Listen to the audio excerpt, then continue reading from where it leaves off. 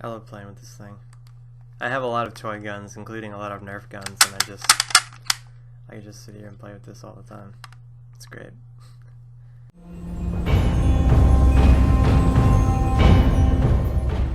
Hello Growlwalt fans, it's me again, Vic Salinas. In today's video I'm going to answer a question that I got in a YouTube comment.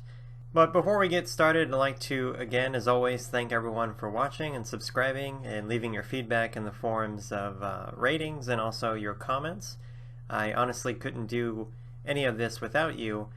Going into 2016, I guess I'll make this video sort of looking forward into the next year, since New Year's is going to be the year that this video comes out. I want to focus in 2016 on doing a lot more user-generated feedback, a lot more videos that have to do with specific questions that you guys ask. I'm still going to make a lot of videos that's kind of my take on things, but I do really enjoy, and I think based on the ratings and views that I get on videos that I do that are based on your guys' questions, I would like to believe that you also enjoy when I answer specific questions that you guys have. So, as always with all of my videos, please share your thoughts in the comments section. You can also always email me directly at victor.salinas@growlwalt.com, and if you have any specific questions or comments or concerns you'd like for me to address or share, I would be more than happy to. So, getting on to today's question. Today's question comes from Dewey, and let me read it here. It says, how do you make a good war scene? How long should a war be? 1 chapter or 20? Dewey, that's a very good question, and that really depends on what fits into your narrative. For me personally, something like a war, I wouldn't summarize and say that there's just going to be a war scene. Wars are protracted events that have many battles, and inside of those battles there are many skirmishes and contacts between enemy sides. And that's something, you know, war is something that should be viewed on the scale typically of years. So for example, Dewey, if you're writing a series of books, perhaps the war breaks out, is already ongoing at the beginning of the series and goes throughout the entire series, so your book series tells the story of how this war develops and affects the protagonists and antagonists in your story. Or, you know, maybe war breaks out kind of in the middle of things. You know, your main character stumbles upon larger events that kind of trigger, or maybe something that they do or something that they witness triggers a war, like, I don't know, an assassination of high-ranking political officials, or maybe kind of like a false flag operation. An evil king kind of stages a conspiracy against another neighboring nation and makes it look like they started the aggression, and then a war breaks out that way.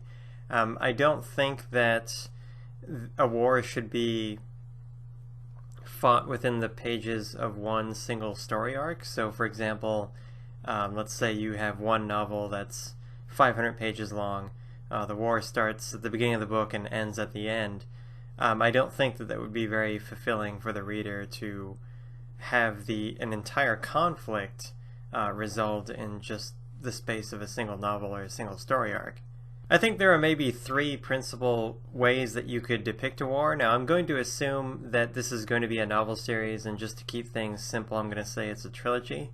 So if this example doesn't fit anyone's particular situation, then I would recommend adapting it to your own purposes however you see fit. But for this example, I'm just going to use a trilogy in this example, and I think there are really 3 different ways that you could show or depict a war in a series like that. The first one would be that the war is already underway. So at the beginning of the first book, the war has already been going on for some time. Maybe it started recently, or it's been going on for months or years, and the story kind of jumps into the middle of either the conflict or people, you know, ordinary people living their lives as best they can in a war-torn place. You know, they get news reports, messengers, letters, radio, whatever you have in your world.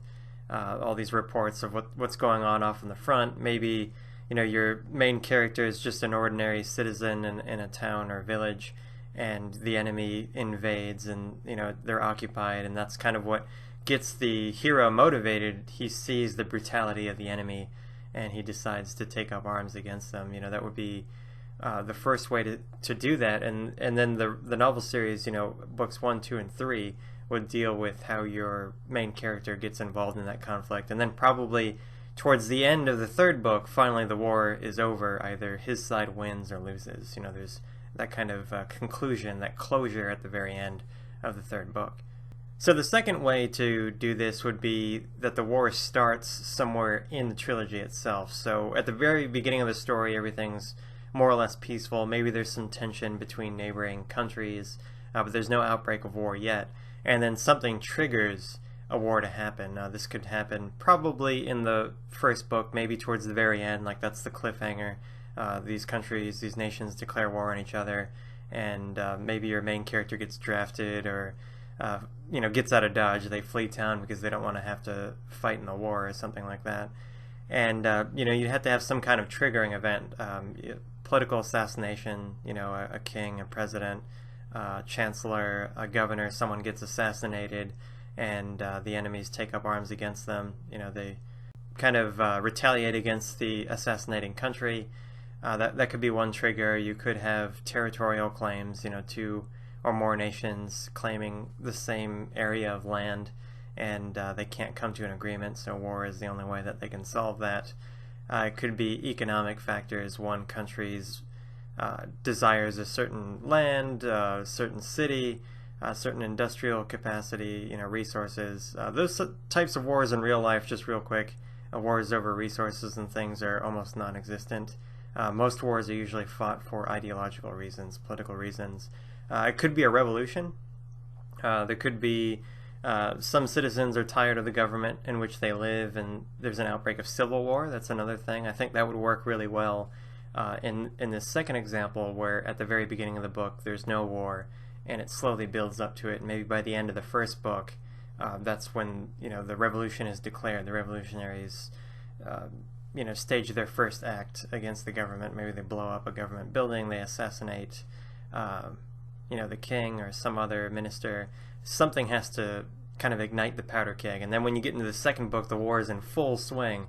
The second book's all about the devastation of the war and how terrible it is, and people are dying left and right. And then in the third one, you would show the conclusion of that war. It would wrap up either the revolutionaries or whoever either win or lose at the end.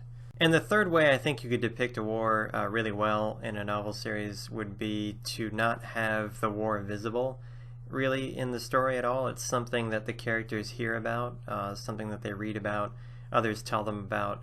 Maybe your main character meets people that are coming back from the war, like the front of the war is miles and miles away. Your main character's country is fighting another country, another kingdom, what have you. And maybe periodically people come back from the front, messengers carrying letters from generals back and forth, veterans coming back. People are missing limbs, they're wounded, dead bodies come back.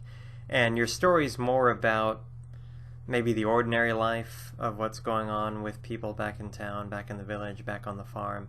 Or maybe it's part of a secret organization, kind of Black Ops sort of thing.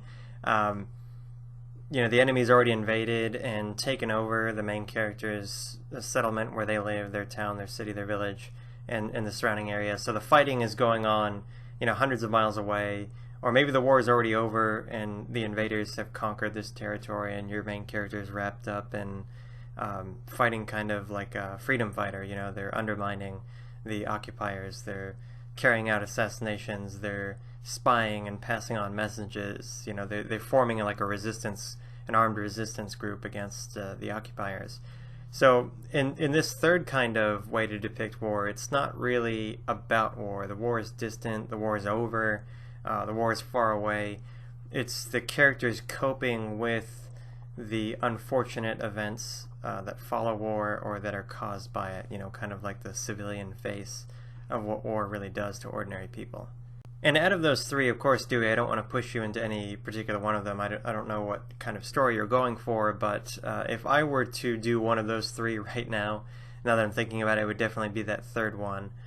Just kind of that human face on war. I think we all know what war looks like, more or less. I think we've seen enough movies and documentaries and images, but to really put a human face, something really close to home. You know, what is the ordinary person's life like during such a conflict? You know, what are the hardships, the economic hardships, the economic depression, the depravity, the, you know, loss of life, loss of loved ones in the war, you know, rationing food. And it's just, I mean, it's a really sad and horrendous sort of endeavor that people sometimes do, but you know, especially in fantasy and science fiction, that's something that's a mainstay. There's always some kind of armed conflict that makes things interesting and dangerous, and that's what keeps readers turning the pages.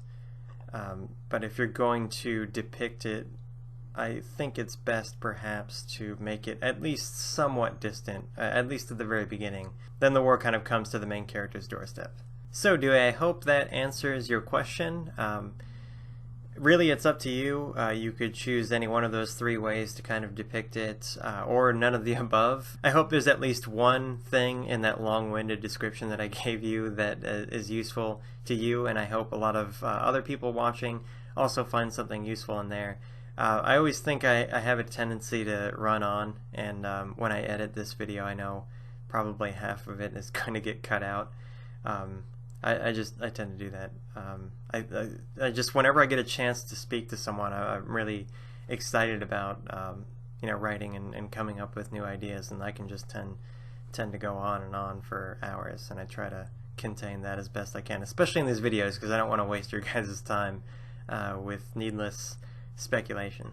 With that being said, I will wrap this video up by asking you guys what you think, kind of which one of those three takes on war would you want to put in your novels, or have you done before? Is it something that is already happened at the start and kind of tells the story of the war kind of from the middle to the end, or is it something that escalates from the beginning of peacetime and things escalate and there's an outbreak of war kind of at the end of the first act and then shows the conclusion of the war? Is it something that's more distant and not so close to home as far as your story goes? Don't forget to rate and share this video if you liked it, and subscribe to the Growlithe channel. I'll talk to you guys next time. Bye.